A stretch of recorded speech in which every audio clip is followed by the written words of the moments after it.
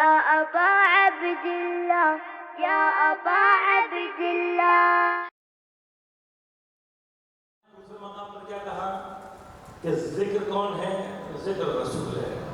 اور رسول کی صفت کیا بتائی ساتھ ساتھ کہ پروردگار کی جو آیات مبینات ہیں ان کو تمہارے اوپر تلاوت کرتا ہے. لیکن اس کے علاوہ بھی صفت بیان کی اور کیا فرمایا لِيُخْرِجَ الَّذِينَ آمَنُوا مِنَ الظُّلُمَاتِ إِلَى النُّورِ. اور کیا کرتا ہے یہ نبی؟ یہ خارج کرتا ہے، نکالتا ہے لوگوں کو ظلمات سے نور کی طرف. اور کیا کرتا ہے وَمَن يُؤْمِن بِاللَّهِ وَيَعْمَلْ صَالِحًا. اور وہ لوگ کہ جو ایمان لائے اللہ پر اور نیک اعمال کرتے رہے يُدْخِلْهُمْ ان کو داخل کرتا ہے فی جنات تجری تحتها الانہار خالدین فیہا ابدا. اس رسول کا یہ کام بھی ہے کہ یہ تمہیں ظلمات سے نکال کر لاتا ہے نور کی طرف. اس کا کام ہے.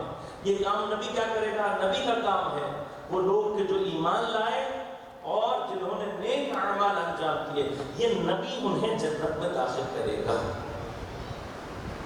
اب عجیب مرحلہ ہے. جیسے ہم کہتے ہیں یخرج من الظلمات الی النور تو فوراً آپ کے ذہن میں آیت الکرسی آ جاتی ہے. آیت الکرسی میں پروردگار کیا ارشاد فرما رہا ہے؟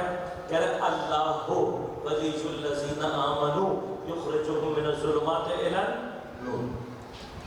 تو آیت الکرسی میں اس مقام پر اللہ نے کیا فرمایا؟ اللہ نے فرمایا اللہ ولی ہے اور اللہ کا کام ہے کہ لوگوں کو ظلمات سے نکال کر لائے نور کی طرف. یہاں پہ کیا کہہ رہے ہیں؟ اللہ کا کام ہے. اسی طرح سے میں ملا سے پوچھتا ہوں یہ بتا مجھے یہ جو منافقی ملا ہیں ان سے سوال ہے میرا یہ بتا مجھے کہ جنت میں داخل کرنا کس کا کام ہے؟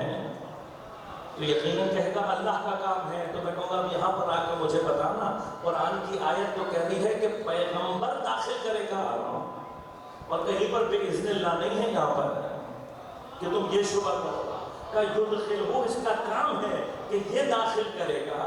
اس کا کام ہے یہ نکالے گا. بس اب غور کرنا یہ مجھے آج تک سمجھ میں نہیں آیا کہ تم جو یہ توحید کے نام پر دنیا کو بے وقوف بناتے پھرتے ہو ہر بات پہ شرک کا ایک اسٹیپ اٹھایا ہوا ہے تم نے. جہاں ہم نے کوئی مولا کی فضیلت بیان کی اور تم شرک کا اپنا باجا بجاتے ہوئے پہنچ جاتے ہو یہاں شرک ہو گیا وہاں شرک ہو گیا. تو کبھی قرآن سے پوچھنا. قرآن تو حضرت موسیٰ کو بھی کہہ رہا ہے اے موسیٰ ہم نے تمہیں آیات بینات دے کر بھیجا کیوں؟ ان اخرج قومک من الظلمات الی النور تاکہ تو اپنی قوم کو تو نکال من الظلمات الی النور. اب مولوی یہ بتا کام اللہ کا ہے کہ موسیٰ کا ہے؟ اور کس کا کام ہے؟ وہاں اللہ کہہ رہا ہے میرا کام ہے. یہاں پہ اللہ کہہ رہا ہے موسیٰ تو کر. بس اس کے معنی کیا یہ مرحلہ صرف یہ نہیں ہے زندہ کرنا کس کا کام ہے؟ اللہ کا کام ہے. لیکن اگر اللہ اپنے نمائندوں کو کہہ دے گا عیسیٰ تو زندہ کر. خلق کرنا کس کا کام ہے؟ پرندوں کو. اللہ کا کام ہے. اللہ اپنے نمائندے کو کہہ دے گا عیسیٰ بنا خلق کر اور پھر کیوں کس میں؟ بھئی یہ سارے کے سارے کام تو ملا مجھے اللہ کے بتا رہا تھا لیکن قرآن کہہ رہا ہے یہ میرے بندے بھی کر رہے ہیں. تو اب مجھے بتانا تیری توحید شروع کہاں ہوتی ہے ختم کہاں ہوتی ہے؟ یہاں تو قرآن سے اچھا چھوڑ دیجیے. اب جتنے بھی یہ مرحلے ہیں ہم کہیں رزق فرشتے لے کر آتے ہیں تو کسی کو تکلیف نہیں ہوگی. ہم کہیں گے کہ فرشتے پکڑ کر جہنم میں ڈالیں گے تو کسی کو تکلیف نہیں ہوگی. ہم کہیں کہ فرشتے لے کر جائیں گے جنت میں تو کسی کو تکلیف نہیں ہوگی. بس اس کا مطلب تیرا مرض شرک نہیں ہے, تیرا مسئلہ توحید نہیں ہے, یہ بغض علی کی بیماری ہے.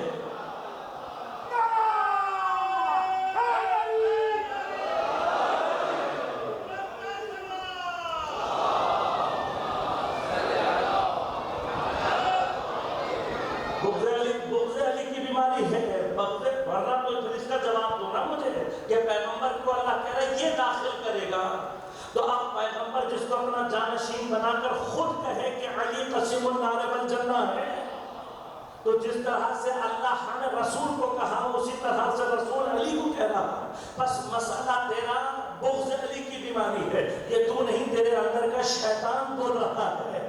اس لیے کہ میں نے شیطان کو ہی ایسا پایا ہے کہ توحید کا باجا بجا کر اللہ کے بنائے ہوئے کے مقابل کھڑے ہونے کی کوشش کر رہا تھا. کبھی تیرے علاوہ کسی کو سجدہ نہیں کروں گا.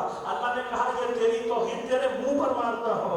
سجدے تو مجھے چاہیے بھی نہیں، سجدے نہیں چاہیے، ایسی توحید تیرے منہ پر مارتا ہوں، مجھے ایسی توحید نہیں چاہیے۔ بس پہلے ہی دن اللہ نے واضح کر دیا تھا کہ دیکھو یہ توحید کی باتیں مت سننا، یہ دیکھنا میرے بنائے ہوئے کے مقابلے پر کہہ رہا ہے یا نہیں کہہ رہا۔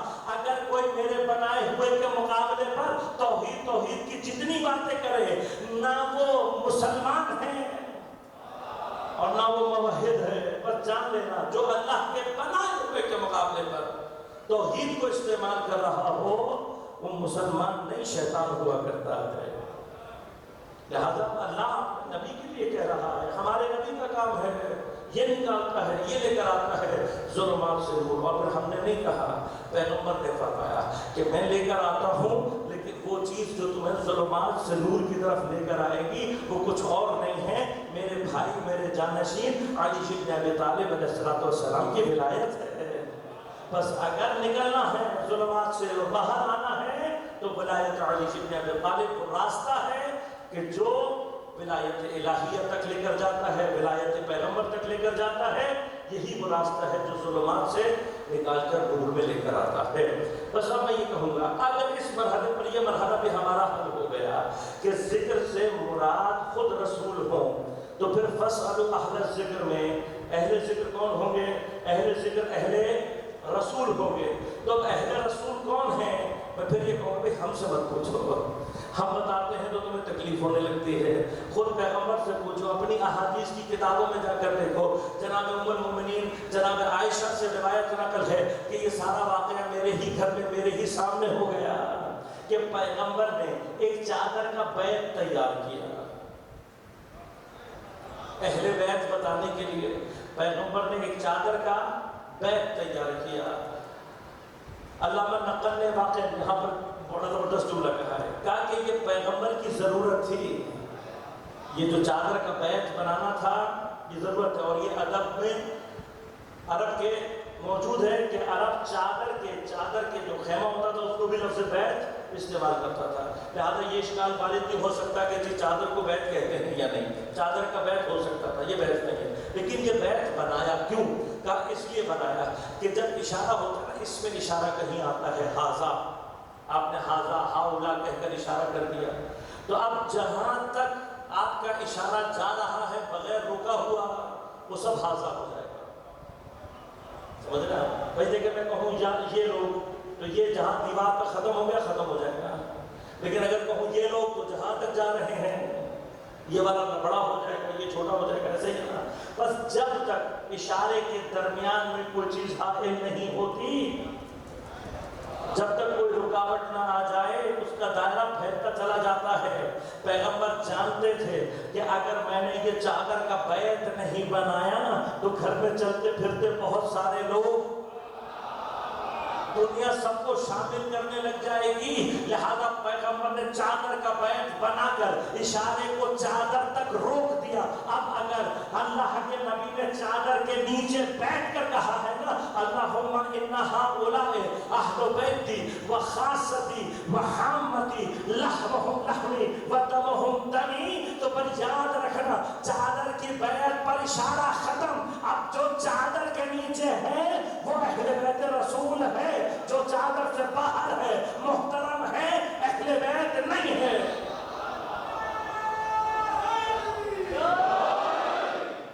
اور عجیب ہو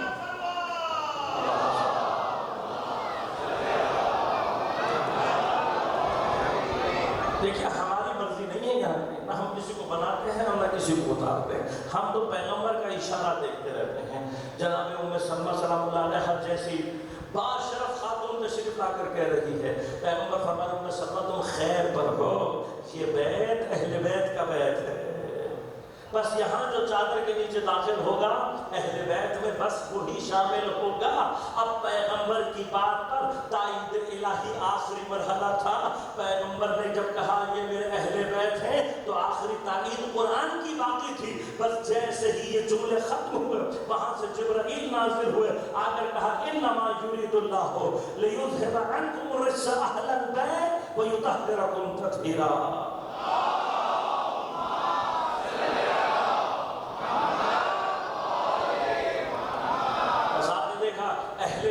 صرف رسول نے نہیں بنائے بلکہ اہل بیت اللہ نے بھی بنائے. تو اہل بیت رسول ہی وہ ہیں. اگر ذکر سے مراد رسول ہیں تو پھر فاسألوا اہل الذکر میں اہل ذکر کون ہونے چاہیے؟ اہل رسول ہونے چاہیے. لہذا پھر آپ جہاں سے چلیں گے دروازہ اہل بیت کا آئے گا. یہ آیت کہیں نہیں جانے دیں گے آپ کو. آخری مرحلہ گفتگو کا رہ گیا، یہ مرحلہ آپ کی خدمت میں پیش کر کے آپ کی زحمتوں کو تمام کروں. لیکن اس سے پہلے کہ ایک مرحلہ یہ جو قرآن کے اہل کون ہیں، بس یہ اجمال میں عرض کیا اجمالی طور پر، اس لیے کہ 10 سے 15 منٹ میں صرف اجمال ہی بیان کر سکتا ہوں اہل قرآن کے حوالے سے. تو اہل قرآن کے اجمالی گفتگو کریں گے کبھی خدا نے توفیق دی، اور اہل بیت القرآن موضوع رہا تو تفصیل عرض کروں گا. لیکن ایک مرحلہ عرض کر دوں بس، چونکہ بہت سارے احباب نے بار SMS اور آئے ہیں، بہت ساروں نے چلتے پھرتے یہ سوال کیا کہ ہمسائے ملک میں جو حالات پیش آ رہے ہیں ان کے حوالے سے. تو پہلی بات تو یہ میں واضح کر دوں کہ بھئی اب میری کوئی اوقات نہیں ہے پالیسی بیان دینے کی، تو یہ تو کلیئر کر لیں. بھئی میری کوئی اوقات نہیں، میں کوئی چھوٹا طالب علم سا آدمی ہوں کہ آپ کی محبت ہے، آپ یہاں جمع ہو جاتے ہیں، تو میں کوئی پالیسی والیسی نہ دے سکتا ہوں نہ دے رہا ہوں. پالیسی والیسی کچھ نہیں.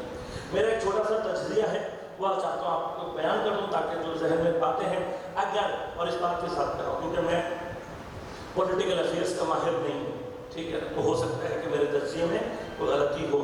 اگر کہیں کوئی غلطی ہو تو میں اپنی اصلاح کے لیے 100% تیار ہوں.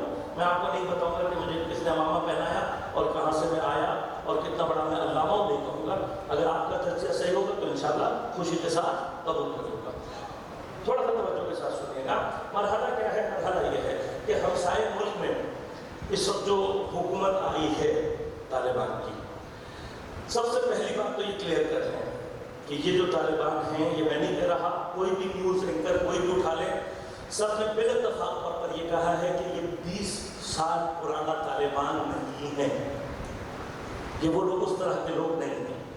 یہ پہلی چیز کلیئر کر لیں. اچھا، مسئلہ کیا ہے؟ مسئلہ یہ ہے کہ امریکہ نے بالآخر جگہ چھوڑی ہے، اور ایک بہت بڑا طبقہ ہے جو انالیسس یہاں سے شروع کر رہا ہے کہ بھئی امریکہ بلا وجہ تو چھوڑ کر نہیں جائے گا.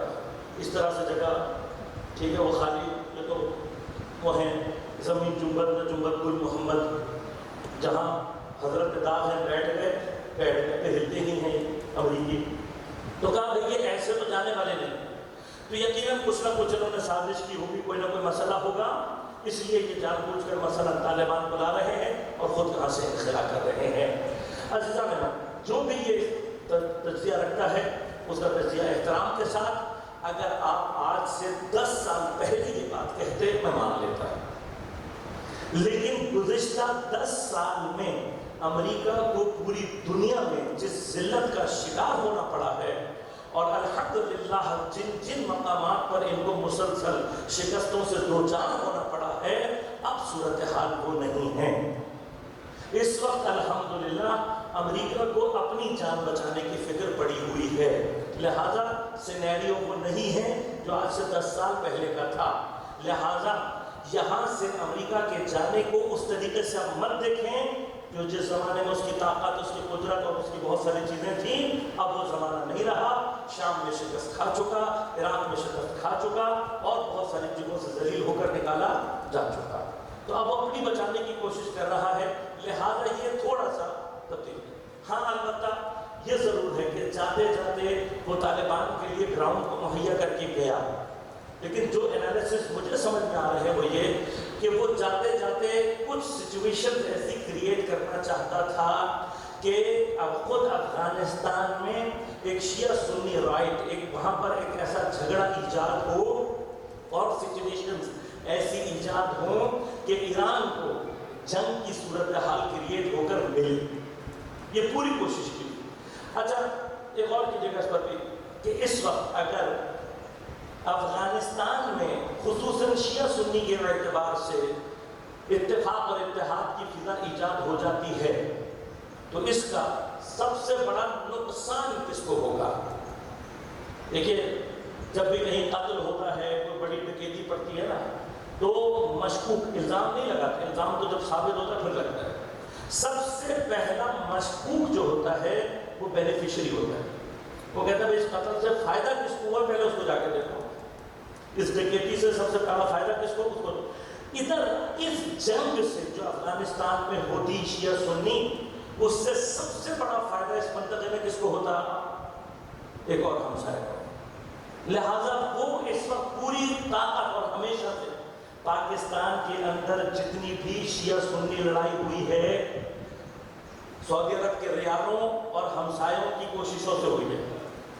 اور یہ مجھے بتانے کی ضرورت نہیں ہے، ذرا سے بھی آپ 2-3 بیان پڑھ لیں گے آپ کو پتہ لگ جائے گا کہ یہ جو ابھی اس وقت آپ دیکھ رہے ہیں جو سب پاکستان میں کوشش کی جا رہی ہے، یہ جو ابھی آج عباس ٹاؤن میں حادثہ پیش آیا، اطلاعات کے مطابق خیرپور میں بھی کچھ مسائل ہوئے ہیں اور وہاں حالات زیادہ سنگین ہو گئے ہیں. کرفیو ٹائپ کی نوبت وہاں پر آنے کی احتمالات نظر آ رہے ہیں. اس سے پہلے سکھر میں ایک پرابلم ہوئی. اب آپ غور کیجیے گا ہو کیا رہا ہے. طالبان، ایک جملہ اور کہہ دوں اس کو خاص طور پر ذہن میں رکھیے گا. جناب امیر المؤمنین علی علیہ السلام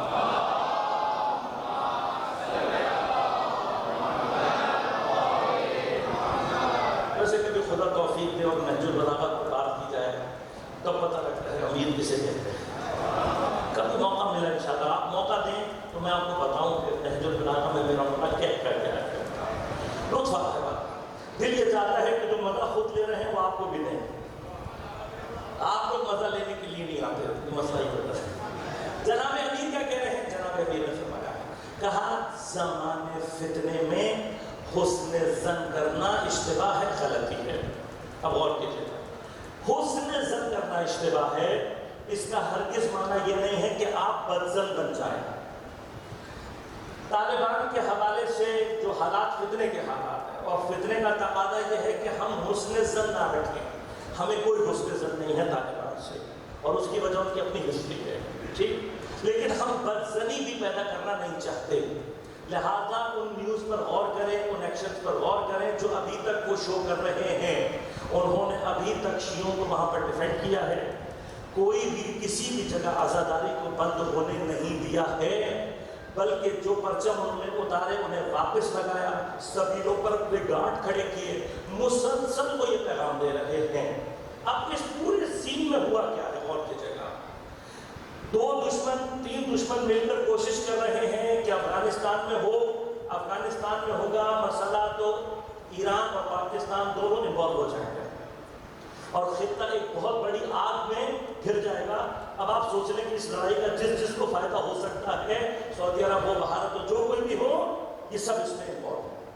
اب ہوا کیا ہے؟ ہوا صرف یہ ہے، اور یہ اللہ کا بڑا لطف ہے، میں سمجھتا ہوں کہ انہوں نے جو بیانات دیے ہیں اس میں جو سب سے اہم بیان خاص طور پر پاکستان کے برادران اہل سنت کے لیے سب سے بڑا پیغام ہے، وہ یہ ہے کہ انہوں نے حکومت ہاتھ میں لیتے ہی جو پہلا بیان دیا، انہوں نے کہا کہ ہم یہاں پر تکفیریت نہیں چاہتے، ہماری فکر وہابی فکر نہیں ہے. انہوں نے بیان دے کر کہا کہ ہماری فکر داعشی فکر نہیں ہے. یہ سب سے امپورٹنٹ بیان ہے. لیکن اب آگے چل کے وہ کیا کرتے ہیں، جس چیز کا انہوں نے وعدہ کیا اس پر رہتے نہیں رہتے، یہ الگ مسائل ہے.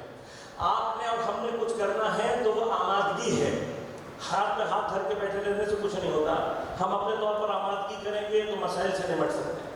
لیکن ابھی جو وہ وعدے کر رہے ہیں، ابھی جو وہ باتیں کر رہے ہیں، اس کو امپورٹنس دینا ضروری ہے. حسن ظن کے ساتھ نہیں لیکن بدظنی کے ساتھ بھی نہ ہو. اب مسئلہ یہ ہے کہ جہاں جو ہمسائے ملک کے پالے ہوئے ناپاک ایک پورا طبقہ ہے جو بیٹھا ہوا اس وقت مسلسل پاکستان میں شرنگیزی کر رہا ہے، نظر آ رہا ہے اس وقت پوری دنیا کو کہ کون شرنگیزی کر رہا ہے، جو سب کچھ کر رہا ہے. دیکھیں میری اپنے اہل بیت اہل سنت برادران سے ہاتھ جوڑ کر یہ التماس ہے، خدا کی قسم میں ممبر حسین پر بیٹھ کر کہہ رہا ہوں، آپ بھی ہمارے لیے محترم، آپ کے مقدسات بھی ہمارے لیے محترم. میں نے اپنی پوری زندگی اہل سنت کے ساتھ گزاری ہے. میرے سارے بہترین دوست اہل سنت ہیں، وہ مجھے اچھی طرح سے جانتے پہچانتے ہیں. ان سے پوچھ لیجیے کہ ہم بحثیں بھی کرتے تھے، سب کچھ کرتے تھے، لیکن کبھی ہم نے مقدسات کی توہین نہیں کی اور نہ کریں گے. میں جو کبھی کبھار اپنی گفتگو میں اب مشکل کیا ہے، مشکل یہ برادران اہل سنت خدا کے خدا کے لیے. دیکھو 1400 سال گزر گئے ہیں، اب امام مہدی کے آنے کا وقت ہے، ایک اور نئی کربلا تیار کھڑی ہے خدا کے لیے. خدا کے ہم آپ سے کچھ نہیں کہتے، کوئی تقاضا نہیں کرتے، خدا کی قسم کھا کر کہہ رہا ہوں ہمیں کوئی شوق نہیں آپ کو شیعہ بنانے کا. آپ اپنی جگہ صحیح ہیں، ہم آپ کو مسلمان بھی مانتے ہیں، لہذا ہمیں کوئی شوق نہیں آپ کے فرقے تبدیل کرانے کا. آپ اپنی جگہ ٹھیک ہے، خدا آپ کو اس میں اجر دے گا انشاءاللہ. لیکن مسئلہ یہ ہے کہ یہ منافق طبقہ جس کو ضیاء الحق کے دور میں تیار کر کے ہوا کیا ہے، ان کو آپ کی شکل دی گئی ہے، ان کو آپ کا لباس دیا گیا ہے. یہ جو آج عباس ٹاؤن میں ہوا ہے یہ آنکھیں کھولنے کے لیے کافی ہے. اس تکفیری گروہ نے آ کر وہاں پر صرف شیعوں پر فائرنگ نہیں کی ہے، اس فائرنگ میں ایک اہل سنت عزادار بھی زخمی ہوا ہے، اور خدا کے تمام زخمی عزاداروں کو جلد از جلد صحت عنایت کرے. اب یہ آنکھیں کھولنے کے لیے کافی ہے یا نہیں؟ آپ کو نظر نہیں آ رہا؟ یہ ہمارے نہیں، یہ آپ کے بھی دشمن ہیں. یہ اگر ہمیں کسی دن ختم کر کے، البتہ ہوگا نہیں ان سے یہ، لیکن ایک بات کہہ رہا ہوں، اگر انہوں نے ہمیں کسی دن ختم کر دیا تو اس کے بعد یہ آپ پر پل پڑیں گے. خوش فہمی میں مت رہیں، ہم ان کے لیے جتنے کافر ہیں آپ بھی اتنے ہی کافر ہیں، لیکن یہ آپ کی صفوں میں آپ کا رنگ اوڑھ کر آتے ہیں. اب جب ہم ان کو پوائنٹ کر رہے ہوتے ہیں آپ سمجھتے ہیں کہ ہم آپ سے کچھ کہہ رہے ہیں، ہم آپ سے کچھ نہیں کہہ رہے. آپ اور آپ کے مقدسات ہمارے لیے ہمارے ہی مقدسات کی طرح سے محترم ہے. منافقوں کو پناہ نہ دیں. ہم اپنے لیے بھی یہی کہتے ہیں، میں اپنی بھی عوام سے یہ کہوں گا، خدا کے لیے اس منبر سے جو کوئی بھی فتنہ اور فساد کی طرف لے کر جا رہا ہے اور مقدسات کی توہین کر رہا ہے، یہ آپ کی ذمہ داری ہے اسے روکیں. آپ کا کام ہے، کیونکہ آپ کی صفوں میں سے کوئی کھڑا ہو کر اگر اہل سنت برادران کے خون بہانے کا باعث بنے گا تو اس کا ذمہ دار کون ہوگا؟ ہم ہوں گے، سب ہوں گے. لہذا ہمارا بھی کام ہے. پچھلے سال اس منافق آصف حلوی نے جو حرکت کی، الحمدللہ ہمارے ہی علماء نے اس کے اوپر FIR کاٹ کر اس بات کا ثبوت دیا کہ ان لوگوں کا ہم سے کوئی رابطہ نہیں ہے. لیکن ایک طبقہ ہے جو ہمارے جیسے کپڑے پہن کر عزاداری کے نام پر یہی سب کچھ کرنا چاہتا ہے. ہمارا بھی فریضہ ہے کہ ہم منافقوں کو آگے نہ آنے دیں، اور اہل سنت برادران سے بھی التماس ہے خدا کے لیے ان سے بیزاری کا اظہار کریں تاکہ یہ منافق ظاہر ہو سکیں، ان کو پوائنٹ آؤٹ کیا جا سکے. اور پھر آخر میں سیکیورٹی کے تمام جتنے بھی ادارے ہیں ان سے التماس کروں گا، خدا کی خاطر آپ تو پڑھے لکھے لوگ ہو یار، آپ نے زندگی دیکھی ہے، آپ کے اوپر دنیا رشک کرتی ہے کہ نہیں پاکستان کے ادارے اتنے اچھے ہیں. کم از کم طالبان جتنی عقل تو اپنے اندر پیدا کر لو، جن کو تم وحشی کہتے ہو یا فرا فرا کہتے ہو، کم از کم تم جتنی عقل پیدا کر لو. ان کو یہ بات سمجھ میں آ گئی ہے کہ اگر ہمارے باقی رہنا ہے تو واحد راستہ شیعہ سنی اتحاد کا راستہ ہے. یہ ان کو سمجھ میں آ گیا، تمہیں سمجھ میں نہیں آ رہا. لہٰذا ہم اس منبر سے آپ سے درخواست کر رہے ہیں، کیونکہ میں جانتا ہوں کہ آپ کر سکتے ہیں. اور میری اس درخواست کے بعد اگر آپ پاکستان میں ان شر پسند عناصر کو کنٹرول نہیں کریں گے، کل میدان حشر میں سب سے پہلے ہم آپ کا گریبان پکڑیں گے. اس لیے کہ آپ ہیں جن کے ہاتھ میں ہم نے اپنے ملک کی امنیت دی ہے، اور اگر آپ نہیں کر سکتے آپ ہمیں بتائیں تو پھر ہم لڑائی ہم خود نکالیں گے. کر سکتے ہیں تو انجام دیں، اور خدا کے لیے یہ جو ایک فساد بچانے کی کوشش کی جا رہی ہے، ایک پورا گروہ ہے جو مسلسل یہ چاہ رہا ہے کہ شیعہ سنی فساد ہو. یہ یاد رکھے گا امام حسین نے کربلا میں جو پیغام دیا ہے وہ بصیرت کا پیغام ہے. امام کے لشکر میں اہل سنت بھی ہیں، امام کے لشکر میں عیسائی بھی موجود ہیں، جو نہیں ہیں امام کے لشکر میں وہ منافق ہیں. اور آج بھی یہ لکیر واضح ہے، بس امام مہدی کے لیے ہم نے اور آپ نے مل کر راستہ، آپ کے بھی دیکھتے ہو، یہ بھی ایک مرحلہ ہے. آپ بھی امام مہدی کا انتظار کر رہے ہیں، ہم بھی کر رہے ہیں. جو اس وقت واحد دشمن ہے امام مہدی کا وہ یہی منافق طبقہ ہے. تو کم از کم زمانے کے حسین امام مہدی کے لیے اتفاق کریں اور اپنی جڑوں میں اس طرح کے منافقوں کو نہ آنے دیں. ایک مرتبہ دعا سے ضرور پڑھیے گا.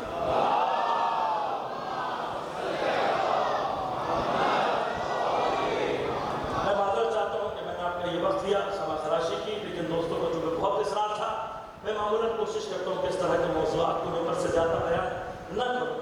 ممبر کی اپنی ایک حیثیت ہے، اپنی ایک وقار ہے، کوشش یہ ہوتی ہے کہ ہم جتنا زیادہ علمی مواد اس جگہ سے دے سکیں. بالآخر انشاءاللہ خدا نے اگر چاہا تو ایک مرتبہ نماز ضرور پڑھے گا.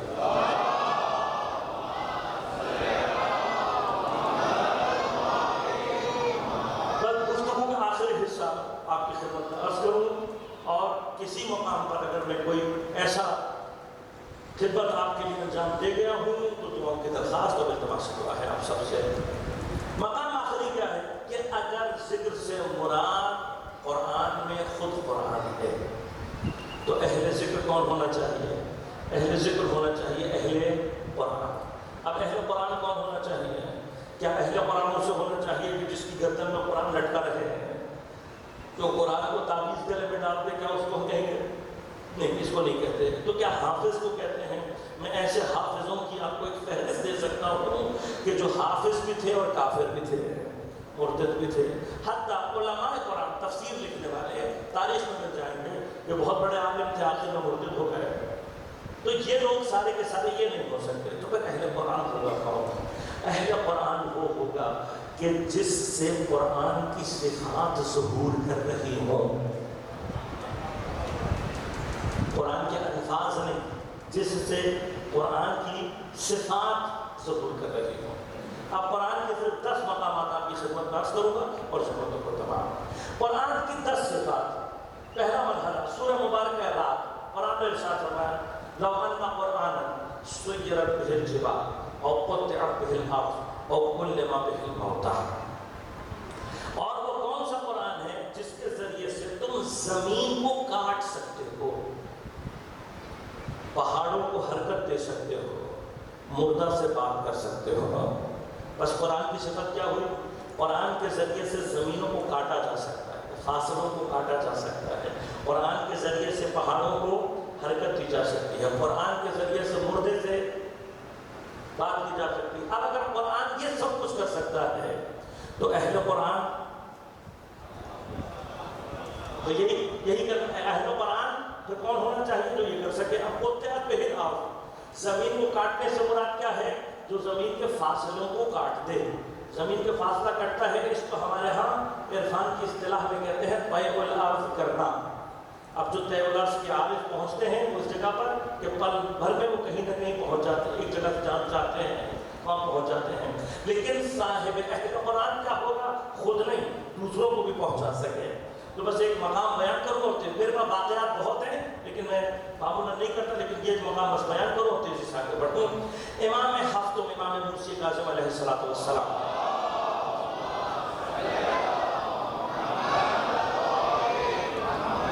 آپ کے شاگرد ہیں، آپ کے صحابی ہیں جناب علی بن یقطین. نام آپ نے سنا ہوا ہے، بس ایک پیغام دوں گا اور تیزی سے آگے بڑھوں گا. جناب علی بن یقطین جو کہ بہت فاضل آدمی تھے، صاحب نسب و شرف تھے، لہذا ہارون نے ان کو وزارت کی درخواست کی کہ آپ میرا ساتھ آ کے وزیر کرو. آپ نے جب تک امام نے اجازت نہیں دی ہارون کی وزارت کو ایکسیپٹ نہیں کیا. اب ہوا کیا کہ جب آئے اور بات کی تو مولا نے ایک شرط لگائی، اور یہ شرط جتنے بھی حکومتی عہدیدار ہیں ان کے لیے امام کی طرف سے یہ پیغام ہے. امام نے کیا کہا؟ امام نے کہا کہ اس پوسٹ پر چلے جاؤ، اس عہدے پر پہنچ جاؤ اس شرط کے ساتھ کہ تم اس پوسٹ پر شیعوں کے لیے، مومنوں کے لیے، تشیعوں کے لیے کام کرو گے.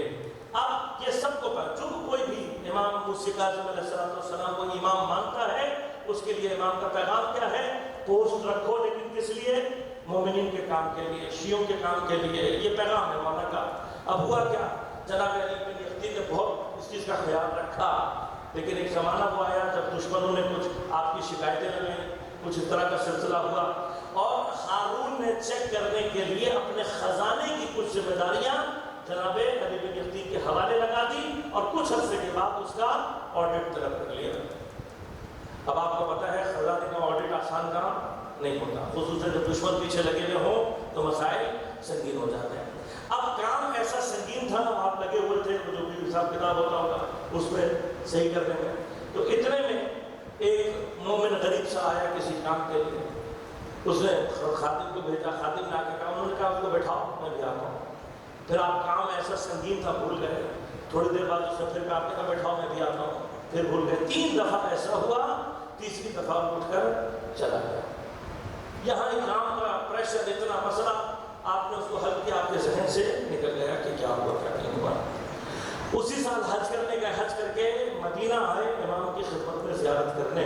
اب علی بن یقین ایک ایسی شخصیت ہے کہ جس کو امام کا ہر خادم اچھی طرح جانتا ہے، لیکن جب دروازے پر آئے اور کہا کہ جاؤ مولا سے اجازت لے کر آؤ، تو خدام نے آ کر کہا، امام نے کہا ہمارے پاس تم سے ملاقات کے لیے وقت نہیں ہے۔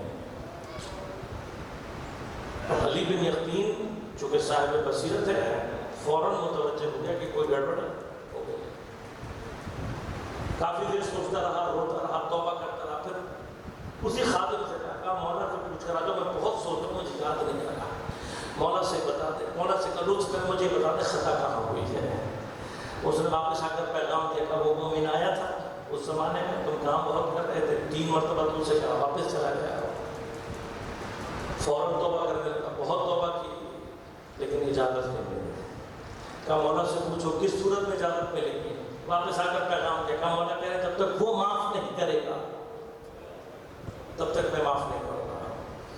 کہا تو ایک آخری سفارش مولا کی حضور کر دے، مولا یہاں سے جاؤں گا، سفر کروں گا، کب پہنچوں گا، کب واپس آؤں گا، خدا تعالیٰ مر گیا نہیں آ سکا، خدمت کا ترک رہ جائے گا دل میں، مولا ایک آخری مدد کر دیں۔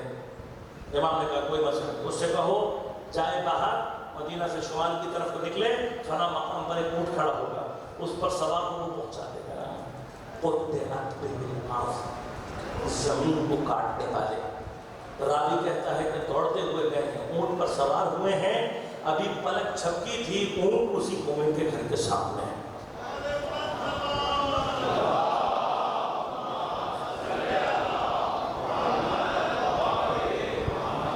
تعجب کر رہے یہ پہنچ گیا، انہوں نے فوراً اتر کے تکبر باپ کیا، تو تکبر باپ کر کے باہر نکلا تو علی بن یقین کو دیکھ کر پریشان رہ گیا، کہا آپ میرے دروازے سے پر کہنے لگے میں معافی مانگنے آیا ہوں، تم نے اس وقت آئے تھے کہ تمہارا کام نہیں کر سکا، اب بتاؤ میں کیسے معافی مانگوں؟ اس نے کہا کوئی مسئلہ نہیں، میرا مسئلہ حل ہو گیا، کوئی بات نہیں، میں نے آپ کو معاف کر دیا۔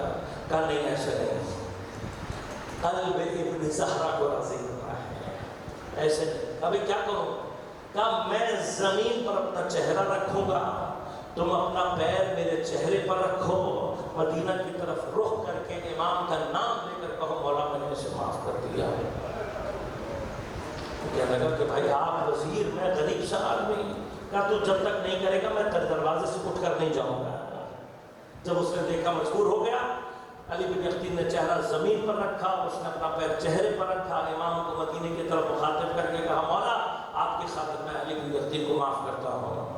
اٹھے، اس کو سینے لگایا، جیب میں جو کچھ تھا اس کو تحفتاً دیا، دوڑتے ہوئے آئے، اونٹ پر سوار ہوئے، ابھی پلک چھپکا تھا، دیکھا کہ اونٹ امام کے دروازے کے سامنے کھڑا ہے، اور اب جو اتر کے پہنچے ہیں تو دیکھا امام خود دروازے پر کھڑے ہوئے ہیں علی بن یقین کا انتظار کرنے کے لیے۔ پیغام جو تھا وہ میں نے پہنچا دیا آپ تک، باتیں میں جو پیغام موجود تھا، لیکن تو مقصد تھا وہ کیا تھا؟ پلک چھپکنے میں جو علی بن یقین کو لے جائے اور لے آئے۔ اب گفتگو اپنی جگہ مفصل ہے، ہو سکتا ہے نہیں ہو سکتا، قرآن نے کہا یا نہیں، انشاءاللہ عرض کروں گا جب تفصیل سے گفتگو کروں گا، لیکن اہل قرآن کون ہونا چاہیے جو زمین کو کاٹ سکے؟ دوسری تعریف کیا کہ قرآن نے کہا اور سیرت بہ الجبال، اور جو پہاڑوں کو حرکت دے سکے۔ تو بھئی اس بارے میں مجھ سے مت پوچھنا، یہ تو تمہیں عیسائی بھی بتا دیں گے،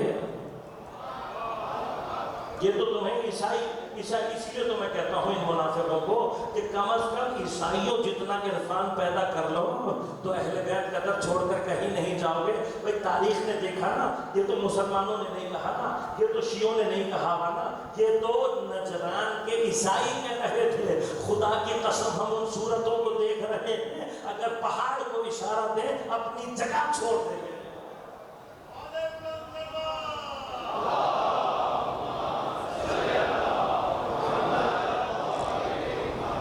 عیسائیوں کو پتہ لگ رہا ہے کہ اہل قرآن کون ہے۔ اور پھر جب میں نے کہا کل ما بہ الموتى، اس قرآن کے ذریعے سے تم مردوں سے بات کر سکتے ہو، تو یہ تو میرا مومن بچہ جانتا ہے کہ وہ اہل قرآن ہے جو کہ مردوں کو ٹھوکروں سے جلا کر ان سے بات چیت کرتا رہا ہے. بس اہل قرآن کو ہونا چاہیے کہ جس کی ٹھوکریں مردوں کو زندہ کر رہی ہوں. بس اگر قرآن اپنے بارے میں کہتا ہے تبیاناً لکل شیء، یہ قرآن تمام چیزوں کا بیان ہے، تو اہل قرآن اسے ہونا چاہیے جو یہ کہہ سکے کہ خدا کی قسم اگر تم علی کے لیے مسند حکم لگا کر علی کو بیٹھا دو تو علی وہ ہے جو توریت والوں کو توریت سے جواب دے گا، زبور والوں کو زبور سے جواب دے گا، انجیل والوں کو انجیل سے جواب دے گا، قرآن والوں کو قرآن سے جواب دے گا. لہذا اگر قرآن اپنے لیے کہتا ہے کہ یہ قرآن کتاب مکنون لا یمسہ الا المطہرون، تو پھر اہل قرآن وہ ہونا چاہیے کہ جس کے لیے خود قرآن کہے انما یرید اللہ لیذھب عنکم الرجس اہل البیت ویطہرکم تطہیرا.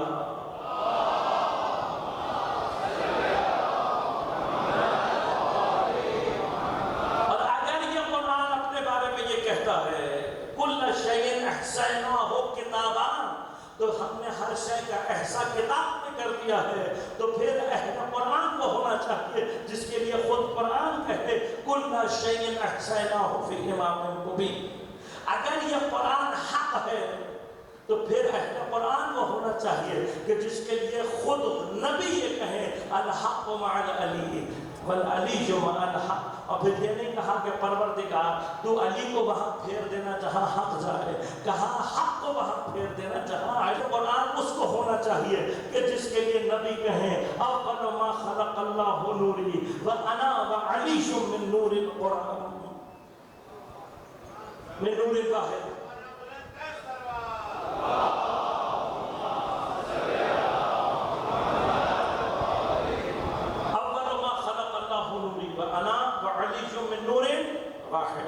تو اگر قرآن نور ہے تو اہل قرآن نور ہونے چاہیے.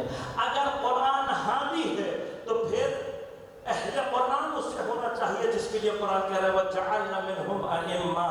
اگر قرآن حامی ہے تو پھر اہل قرآن کو ہونا چاہیے جس کے لیے قرآن کہے یَهْدُونَ بِأَمْرِنَا، یہ ہماری امر سے ہدایت کرنے والے لوگ ہیں. لہذا عزیزان من، اگر اہل قرآن تلاش کرنے ہیں تو پھر پیغمبر کی یہ حدیث سنو. پیغمبر فرما رہے ہیں العلی مع القرآن والقرآن مع علی. اور پیغمبر جاتے جاتے انہی اہل قرآن کا تعارف یہ کروا کر گئے ہیں کہ فرمایا انی تارک فیکم الثقلین کتاب اللہ و عترۃ اہل بیت. میں تمہارے درمیان دو چیزیں چھوڑ کر جا رہا ہوں. کون سی؟ ایک قرآن اللہ کی کتاب اور ایک میرے. لہذا عزیزان من، اہل قرآن اگر ہم قرآن سے تلاش کریں سوائے اہل بیت علیہ السلام کے کوئی اور نہیں ہے. اگر فاسألوا اہل الذکر میں مراد قرآن ہے تب بھی اہل قرآن سوائے محمد آل محمد علیہ السلام کے کوئی اور نہیں ہے. اور اہل قرآن میں سے حسین علیہ السلام قرآن کے انہی پاروں کو لیے کربلا میں موجود ہیں. شب عاشور بس اتنی دیر کا مہمان تھا مولا ہمارا. 2 محرم کو بستی لگائی تھی اور کل رات تک یہ بستی اجڑ جائے گی. یہ وہ رات ہے کہ جس کے لیے امام نے کہا کہ میں اس شب میں راز و نیاز کرنا چاہتا ہوں، عبادات کرنا چاہتا ہوں، قرآن پڑھنا چاہتا ہوں. اور میرا مولا اپنے تمام عاشقوں کو یہ پیغام دے کر گیا ہے انی احب الصلاۃ و تلاوت القرآن. میں نماز سے محبت کرتا ہوں اور تلاوت قرآن سے محبت کرتا ہوں. بس ممکن نہیں ہے کوئی امام حسین کا عاشق ہو اور نماز کا عاشق نہ ہو. امام حسین کا عاشق ہو اور تلاوت قرآن کا عاشق نہ ہو. یہ رسم عاشقی نہیں ہے. اگر امام حسین کے عاشق ہو تو اپنے اندر نماز اور تلاوت قرآن کا عشق پیدا کرو. لیکن ڈھلنے والی ہے یہ رات. حسین علیہ السلام کے خیموں میں سے تلاوت اور مناجات کی آواز آ رہی ہے۔ بس ایک درخواست ہے، زیادہ وقت نہیں، اب تو شب بھی آگے گزر چکی ہے۔ یہ جو 24 گھنٹے آگے آنے والے ہیں، درخواست صرف یہ ہے کہ ادب عزاداری کی رعایت کریں۔ صرف 24 گھنٹے کے لیے ہنسنے، ہنسانے، مسکرانے، ہر وہ چیز جو تفریح کی ہے اس سے پرہیز کریں۔ اپنے اوپر وہ احساس طاری کریں کہ گویا ہمارے ہی گھر میں کسی کا جنازہ اٹھا ہے۔ اتنا تو حق ہے امام حسین کا۔ صرف 24 گھنٹے کی تو بات ہے، کل رات اس وقت تک تو خیمے اجڑ چکے ہوں گے، خیموں کو آگ لگ چکی ہوگی، تو کچھ دیر کی بات ہے۔ آپ جتنی فضا ایجاد کریں گے اتنا عزاداری کی کیفیت خود بخود شدید ہوتی چلی جائے گی۔ امام حسین اس بات کی تمام حجت کے لیے کہ تاریخ ان لوگوں کو مسلمان نہ کہے، یہ ہماری غلطی ہے کہ ہم نے تاریخ میں امام حسین کے مقابل آنے والے لوگوں کو مسلمان کہا۔ خدا کی قسم یہ لوگ مسلمان نہیں ہیں، جو میدان میں اس طرف کھڑے ہیں اس سب کے سب منافق تھے، اور منافق کو مسلمان کہنا اسلام کی توہین ہے۔ اور ان کی منافقت کی سب سے بڑی دلیل جناب علی اکبر علیہ السلام اور آپ کی شہادت۔ یہ ناممکن ہے کہ کوئی پیغمبر کا کلمہ پڑھنے والا ہو اور صورت پیغمبر کو پارا پارا کرتے ہیں، یہ نہیں ہو سکتا، وہ مسلمان نہیں ہو سکتا۔ تاریخ میں لکھا ہے جناب علی اکبر اس قدر شباہت رکھتے تھے پیغمبر سے، صورت میں بھی، سیرت میں بھی، رفتار میں بھی، کردار میں بھی، گفتار میں بھی، کہ اہل بیت جب یہ چاہتے تھے کہ نانا کی زیارت کریں تو سب مل کر جناب علی اکبر کی زیارت کرتے تھے۔ امام جب آپ کے سارے انصار اور آبان شہید ہو گئے اور آپ کے اپنے بچے بچے ہیں تو سب سے پہلے جسے آپ نے مکتب میں بھیجا وہ حضرت علی اکبر ہے۔ علی اکبر کو بھیجتے ہوئے بڑے روئے ہیں امام حسین، ایک قاسم کے لیے اور ایک علی اکبر کے لیے روئے ہیں، اور روتے ہوئے کہنے لگا اللہم شہد، پروردگار تو گواہ رہنا، اب میں اس قوم اشقیاء کی طرف جسے بھیج رہا ہوں یہ تیرے نبی کی صورت ہے، یہ تیرے نبی کی سیرت ہے۔ اے میرے پروردگار، جب بھی میں تیرے نبی کی زیارت کا مشتاق ہوتا تھا میں علی اکبر کی زیارت کیا کرتا تھا۔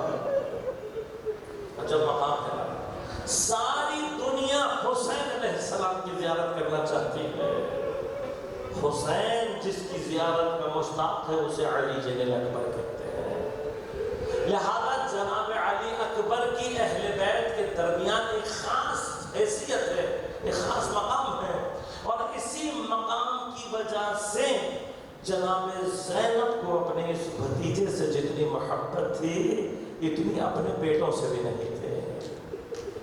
کیوں؟ اس لیے کہ یہ حسین کا بیٹا بھی ہے اور شبیہ رسول بھی ہے، لہذا ایک خاص محبت اور عنایت جناب زینب کی ہمیشہ سے حضرت علی اکبر کے لیے رہی ہے۔ جتنی محبت جناب زینب علی اکبر سے کرتی ہیں کسی اور کے نہیں کرتی، لہذا جب خیموں میں بھی پتہ لگا ہے نا کہ علی اکبر گئے ہیں میدان کی طرف، جو سب سے زیادہ بے چین اور بے قرار تھی خیموں میں وہ جناب زینب تھی۔ عجیب کیفیت ہے، خدا صورت اور شبیہ رسول کی حفاظت کرے۔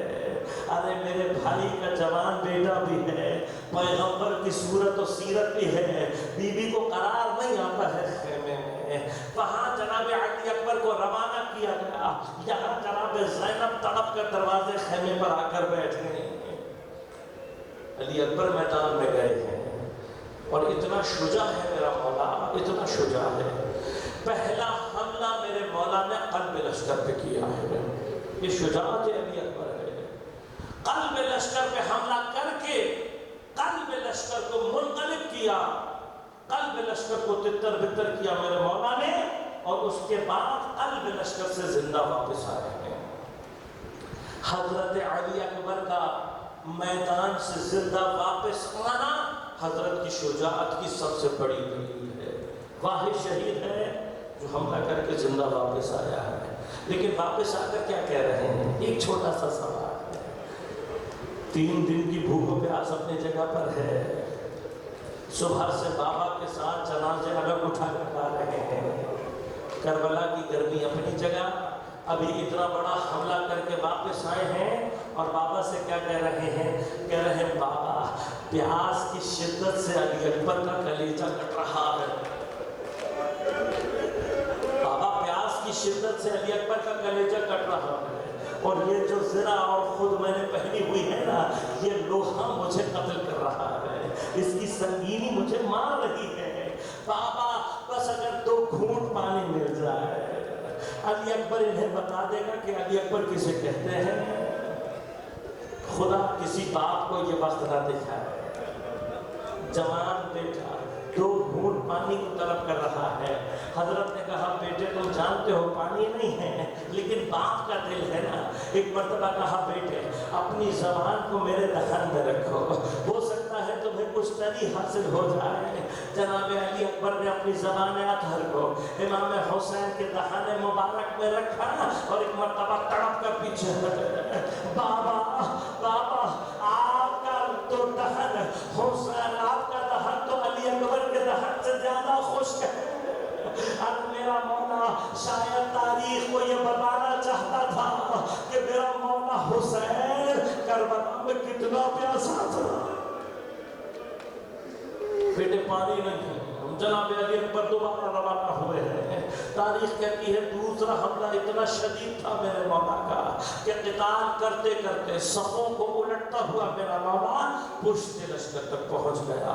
راوی کہتے ہیں ایسی جنگ کر رہے تھے جناب علی اکبر کہ ایک مرتبہ شمر نے چیخ کر کہا ارے یہ علی کا پوتا ہے، یہ حسین کا پوتا ہے، اگر اسے نہ مارا یہ تم سب کو مار دے گا۔ حسین بن نمیر منون کہتا ہے اس کا دھیان بھٹاؤ، میں اس کو ایسا نیزہ ماروں گا کہ پھر یہ تھمن نہیں سکے گا۔ بس جناب علی اکبر کو دھوکہ دینے کا انتظام کیا گیا۔ ایک مرتبہ کچھ لوگوں نے علی اکبر کے نزدیک جا کر آواز لگا کر کہا اے علی اکبر تم یہاں جنگ لڑ رہے ہو، وہاں کچھ ملعونوں نے خیمے پر حملہ کر دیا ہے۔ بس عزادارو حسین کا غیور بیٹا ہے، علی اکبر کی غیرت برداشت نہیں کر سکتی کہ کوئی خیمے پر حملہ کرے۔ میں کہوں گا یا علی اکبر اے کاش شام غریبہ آپ آ کر دیکھ دے یہ بے غیرت حرم کے ساتھ کیا سلوک۔ بس خیموں کا نام سننا تھا۔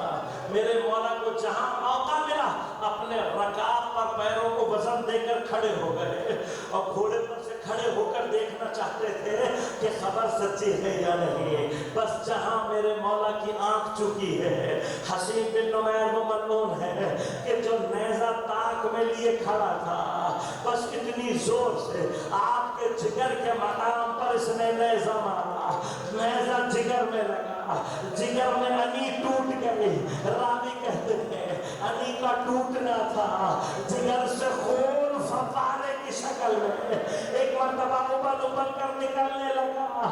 بس عزادارو میرا مولا جنگ تو کرتا رہا لیکن خون جب بہت بہ گیا، پیاس اپنے عروج پر پہنچ گئی، علی اکبر کے حملے میں ضعف آتا گیا، اور ایک مرحلہ وہ آیا علی اکبر کے ہاتھ سے تلوار چھوٹ گئی۔ بس یہ وہ مرحلہ تھا، میرے مولا نے اپنے آپ کو گھوڑے کی گردن میں ڈال دیا، اور گھوڑے کی گردن میں ڈال کر کہنے لگے اے میرے وفادار ساتھی مجھے خیمہ گاہ تک لے جا، مجھے میرے بندہ تک پہنچا دے۔ میں کہوں گا یا علی اکبر خیموں تک کیوں جانا چاہتے ہو؟ تو شاید آواز یہی آئے گی ارے ابھی صبح ہی تو میں نے بابا کو خود کو یہ کہتے سنا تھا، اور جوان بیٹے کی لاش پر باپ کا جانا بڑا سخت ہوتا ہے۔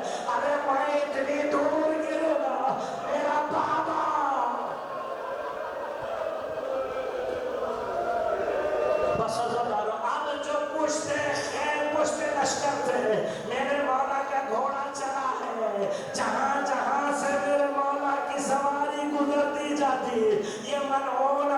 تلواریں لیے حضرت کی پشت پر وار کرتے چلے جاتے ہیں۔ شیخ مفید نے اپنی ارشاد میں عجیب جملہ لکھ دیا کہ فَقَطَعُوهُ بِالسُّيُوفِهِمْ عِرْبًا عِرْبًا، انہوں نے اپنی تلواروں سے حضرت کے بدن کے ٹکڑے ٹکڑے کر دیے۔ بس اللہ ایک مقام کو آیا جب میرا مولا گھوڑے کی پشت پر سنبھل نہ سکا، گھوڑے سے گرتے گرتے ایک مرتبہ آواز دے کر کہا علیکہ من السلام یا ابا عبداللہ۔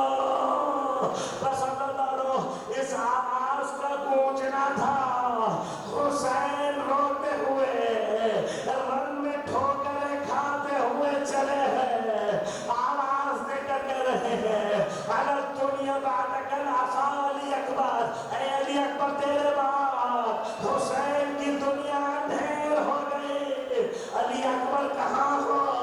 علی اکبر کہاں ہو؟ علی اکبر کے پاس پہنچے ہیں۔ ابھی علی اکبر کے پاس پہنچ کر دیکھا جناب علی اکبر خون میں غلطہ ہے، حسین نے رخسار پر رخسار کر رکھا، حسین اپنے بیٹے کے لیے رو رہے ہیں۔ خدا جانے جناب علی اکبر نے ایک مرتبہ ایک جملہ کہا بابا بابا حاضر رسول اللہ، اے میرے بابا میں رسول اللہ کو دیکھ رہا ہوں، رسول اللہ آئے ہیں، ہاتھ میں جام کوثر ہے۔ میں کہوں گا اے میرے مولا یہ بیان کرنے کا مرحلہ کیا ہے؟ تو شاید میرا مولا یہ کہے ارے میں نے بابا سے تو گھونٹ پانی مانگا تھا، اگر پیاسا چلا جاؤں گا باپ کے دل میں حسرت رہ جائے گی، میرا بیٹا پیاسا چلا۔ علی اکبر نے حسین کی آغوش میں دم توڑ دیا۔ راوی کہتے ہیں لاش کا ایسا حال ہو گیا تھا حسین علی اکبر کا لاشا نہ اٹھا سکے۔ ایک مرتبہ آواز دی کہا یا فتیان بنی ہاشم احملوا اخاکم، اے بنی ہاشم کے جوانوں جلدی آ کر اپنے بھائی کو اٹھاؤ۔ اب بھائیوں نے ایک مرتبہ اپنے ہاتھوں کو پھیلا کر علی اکبر کے بدن کو اٹھایا، لیکن اب جو خیمے کی طرف چلے ہیں ابھی خیمے کے نزدیک نہ پہنچے تھے، کوئی بی بی ایک مرتبہ خیمے کے در